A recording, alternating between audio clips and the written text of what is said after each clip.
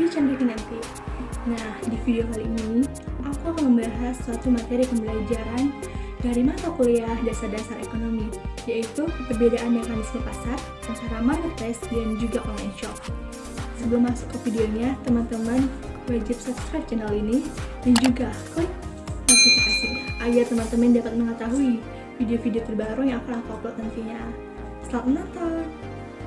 Halo teman-teman, di sini aku akan menjelaskan materi mengenai perbedaan mekanisme pasar antara market dan juga online shop. Nah, mungkin teman-teman udah pada tahu apa itu market dan juga online shop. Tapi sebelum masuk ke perbedaan, kita harus tahu dulu apa itu mekanisme pasar. Mekanisme pasar adalah gambaran bagaimana produsen dan konsumen akhirnya menyepakati harga dan kuantitas.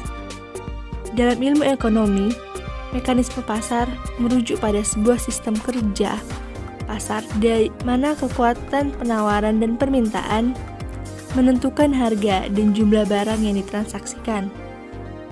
Harga terbentuk dari mekanisme pasar di mana produsen, konsumen, dan government dipertemukan dalam mekanisme pasar tersebut, baik pasar tenaga kerja, pasar barang, ataupun pasar modal.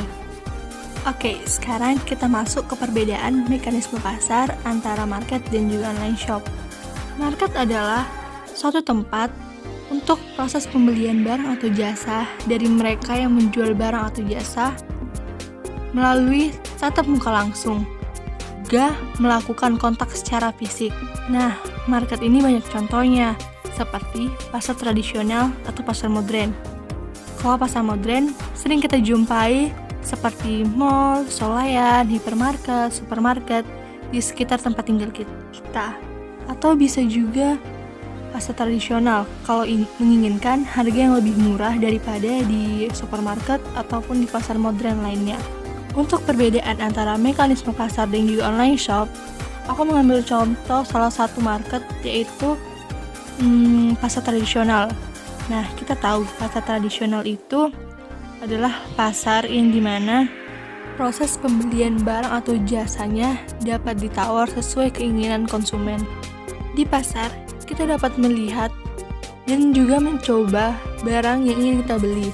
Dan juga kita dapat menentukan sesuai keinginan kita dan juga kriteria yang kita inginkan. Tapi, ada juga kelemahan yang dimiliki dari pasar, seperti tempat yang jauh, dan itu mungkin akan memerlukan waktu yang lama untuk sampai ke sana.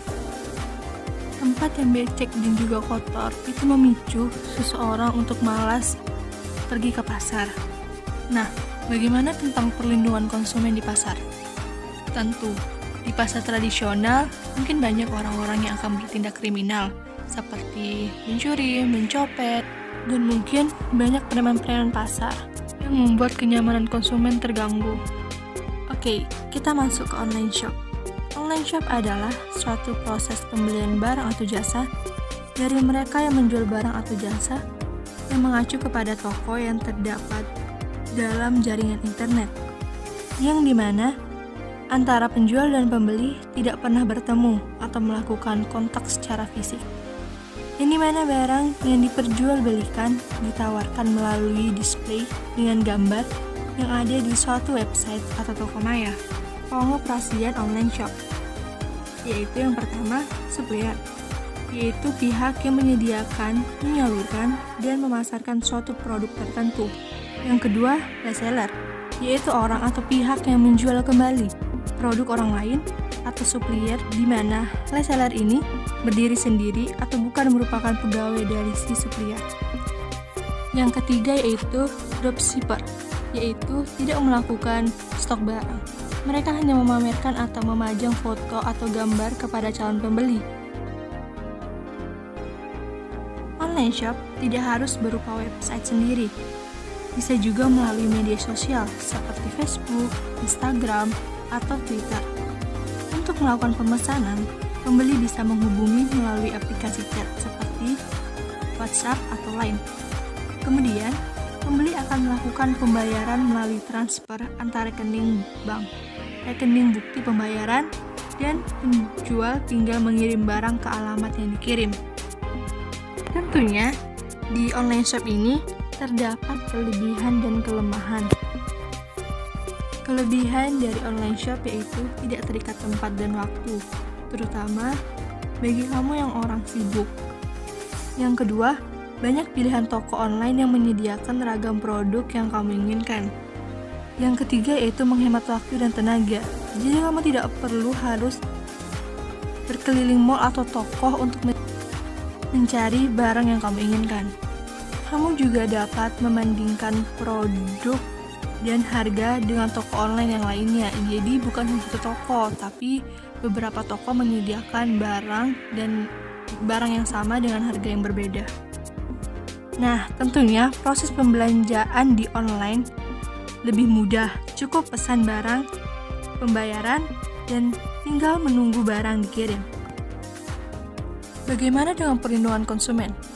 Nah, itu menjadi salah satu kekurangan dari online shop, yaitu sering terjadi penipuan.